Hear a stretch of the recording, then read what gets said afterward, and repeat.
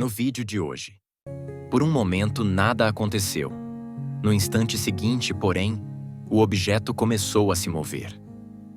Hiram, então, conseguiu erguê-la até uma certa altura acima da mesa. Episódio 12. Prova para a Academia de Artes Místicas.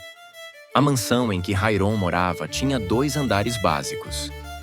No andar de cima havia 3 salas pequenas, sendo uma delas utilizada para as refeições, e 8 quartos, além da sala de música e da biblioteca particular de Zairon, que era utilizada como escritório. No térreo, havia, a oeste do átrio de entrada, a grande sala de jantar. A ela ligada, na direção norte, estava a ala dos empregados. Havia nesta ala alguns quartos, mas nem todos os serviçais moravam na casa, já que existiam outras residências menores para abrigá-los. Nesta ala também ficava a cozinha. O átrio principal, pelo seu lado norte, além de possuir uma pequena porta que levava à ala dos empregados, dava também acesso à grande biblioteca, onde estavam depositadas algumas obras bastante raras e onde Hiram estudava as artes místicas. A porta do lado leste do átrio central dava para a saída. Ao sul estava a escada. Ao lado da escada havia uma porta, bem menor que as outras 3, que dava para a ala sul da mansão. Este setor, pouco frequentado pelos moradores, era chamado também de ala antiga, pois não havia passado por grandes reformas, como o restante da casa. Era composto de alguns cômodos pouco ou não utilizados, dentre os quais se destaca o Salão Sul. Este salão, bastante amplo, era muito usado pelo avô de Tyron para suas festas. Nos tempos de Zairon, quase ninguém ia lá, a não ser os empregados para a limpeza. Quando Hiram adentrou a ala sul, o setor estava mais mórbido do que nunca. Não havia sons e a batida da porta quando a fechou foi claramente audível. Audíveis também eram seus passos ao locomover-se pelo corredor. À sua esquerda, havia uma fileira de janelas cobertas por cortinas brancas. À sua direita, erguia-se a parede esverdeada da ala antiga, cuja monotonia era quebrada pela presença de portas. Cruzou o corredor o mais rápido que pôde. Não lhe agradava aquele lugar e não entendia o porquê de o teste ser feito ali. Começava Katatá a indagar-se se não estava diante de um novo pesadelo. Estava bem acordado, no entanto. Finalmente, chegou à porta maior, que levava ao Salão Sul. Abriu-a com cuidado e vagarosamente. A porta rangeu alto, quebrando o silêncio. À sua frente, no outro lado do salão, estava o mestre Dion Silai sentado atrás de uma mesa. Ao lado dele, havia uma garota que parecia ser tão jovem quanto Hiram. Ele lentamente se dirigiu em direção aos 2.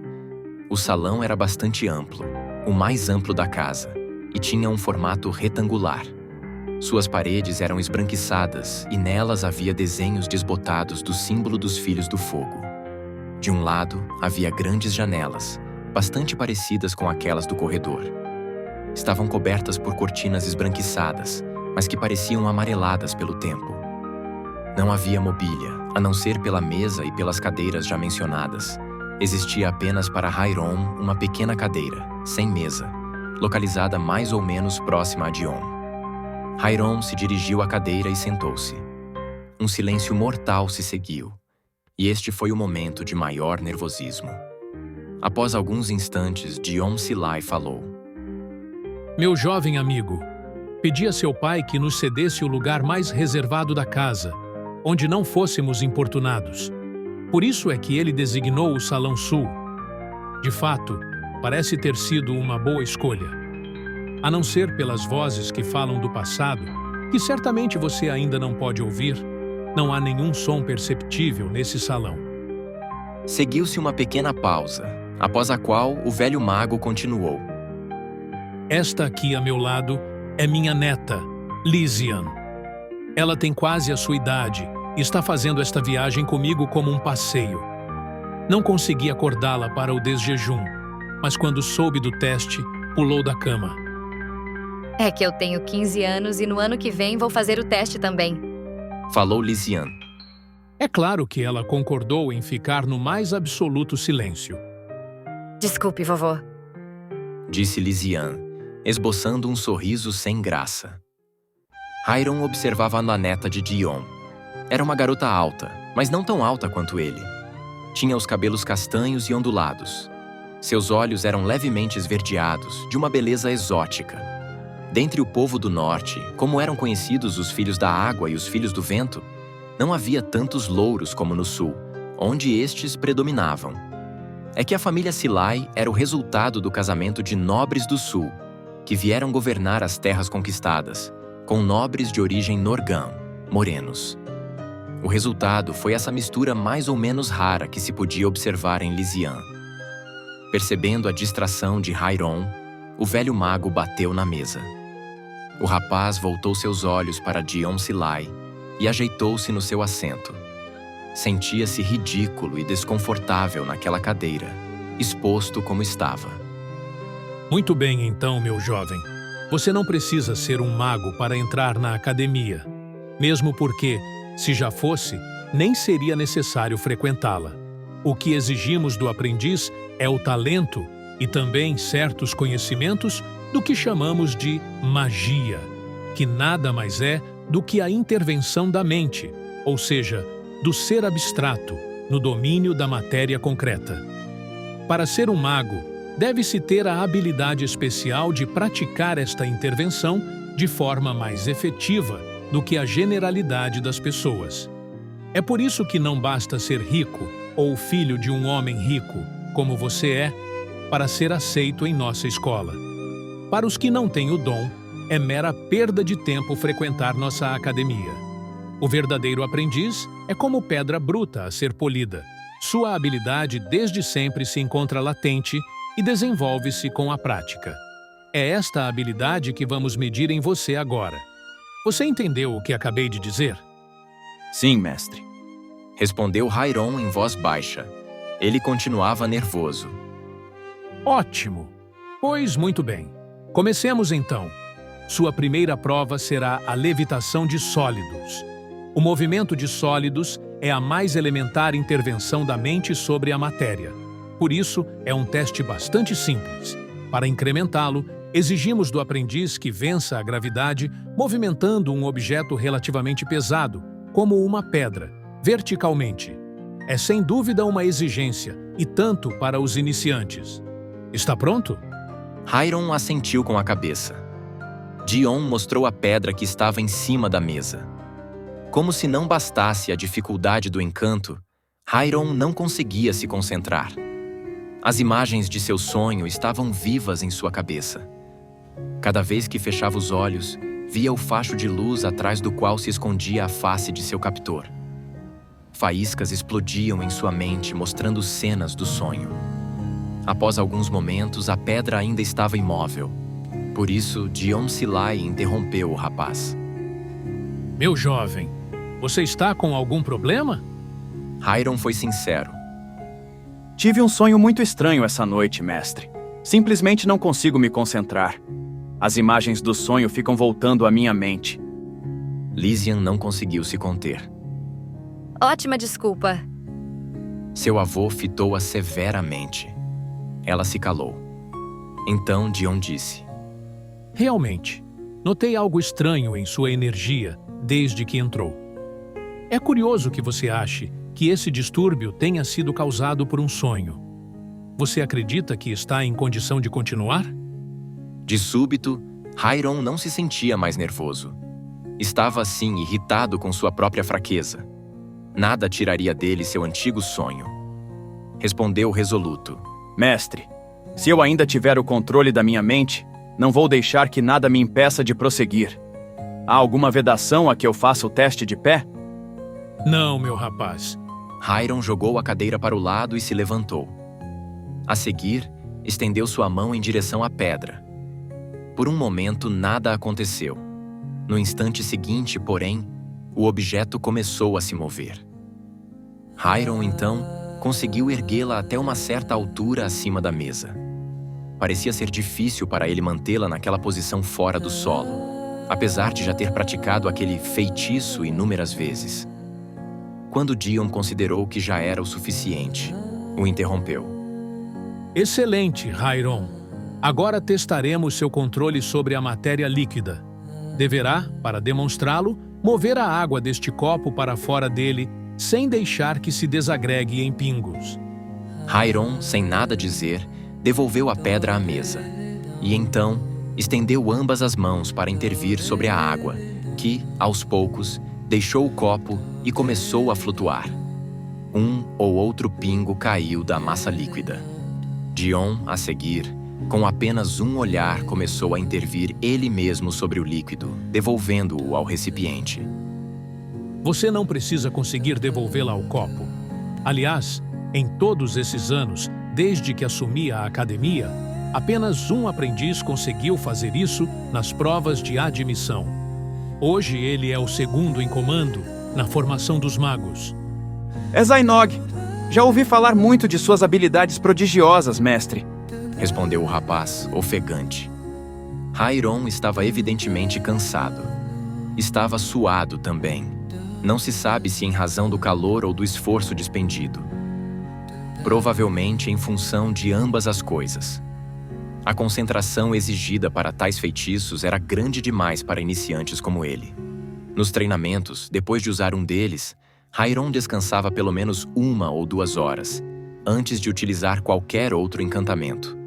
Certamente, Dion sabia muito bem disso, mas justamente nesse aspecto é que estava a dificuldade das provas da academia.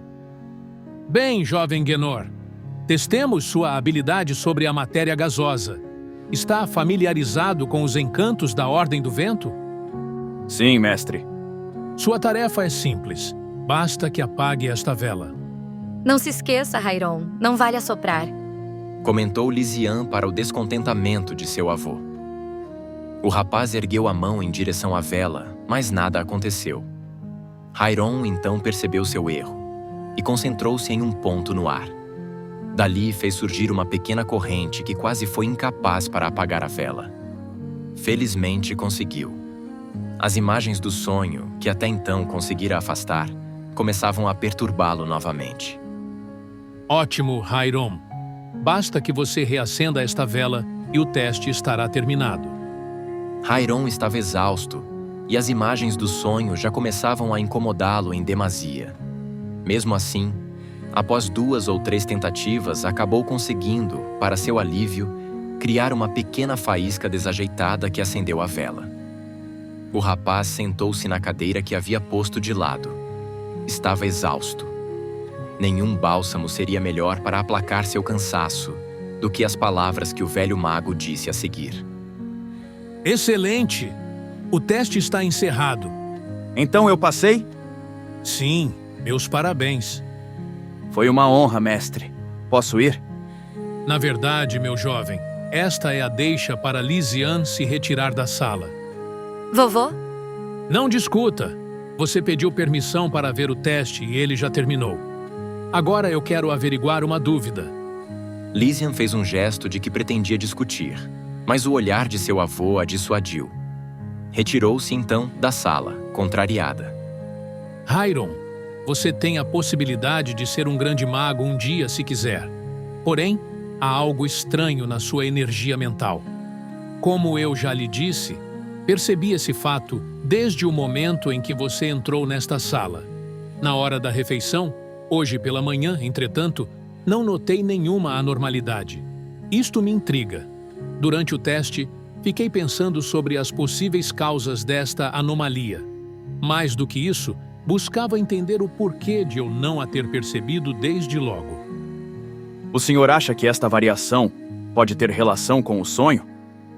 Já chegarei a este ponto. Quanto à razão de eu não ter percebido antes, acho que já descobri. Esta energia se oculta. Ela não se mostra a não ser para os olhos de um mago atento. Na hora da refeição, eu não pretendia nem estava tentando perceber sua energia. Agora, durante o teste, eu buscava observá-la. Foi por isso que ela não conseguiu se esconder de meus olhos experientes. Agora, quanto à causa desta variação, não creio que seja o sonho que você mencionou. Mas eu lhe garanto, mestre, aquele sonho foi mais do que um sonho. Parecia real. Nunca tinha experimentado nada parecido. Não duvido disso, meu jovem amigo. O que eu disse foi que a variação na sua energia não foi causada pelo sonho. Você está tomando o efeito pela causa. Uma variação como esta, e isto eu posso garantir, não surge da noite para o dia. Ela já vem com você há muitos e muitos anos, se não por toda a sua vida. Agora, o que provavelmente está certo é que a sua estranha energia causou o seu sonho, e não o contrário. Entendo. Mas por quê? Se é que podemos atribuir um propósito racional a esta sua peculiaridade, ela poderia estar querendo lhe revelar alguma coisa. Como pode uma energia querer revelar algo? Ela não é um ser vivo e pensante, ou é? Não se preocupe, meu jovem. Não acredito que seja.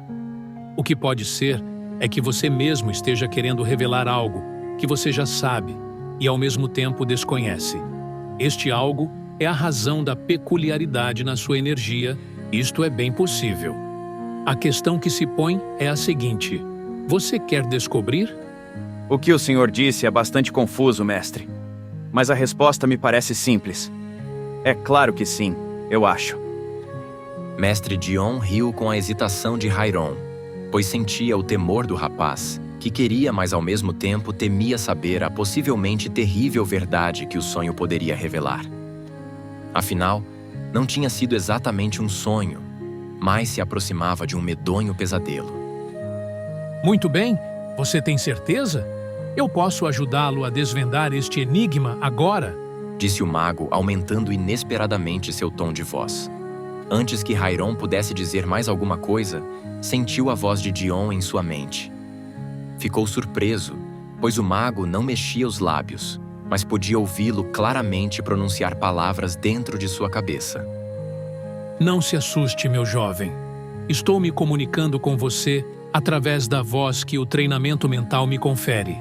Estou tentando buscar na sua mente as memórias de seu sonho. Não vai ser muito difícil.